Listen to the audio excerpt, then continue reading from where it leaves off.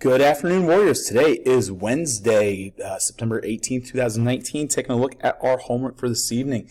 In math, we've got practice 1.4.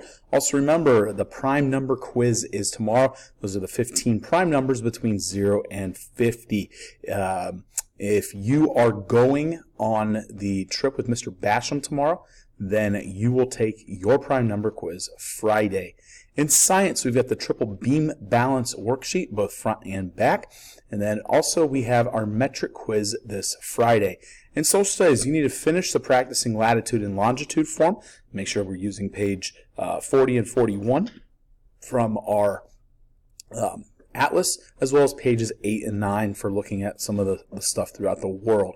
In language arts, we have our writer's notebook, chapter 6, which is our snatches of talk entry. You can also review the study guide for our upcoming quiz on Friday. And in literature, we need to make sure that we are reading. It's going to be it for today. Everyone, make sure we get all of our work done and we have no yellow slips tomorrow. That is it for this day. Have a great evening.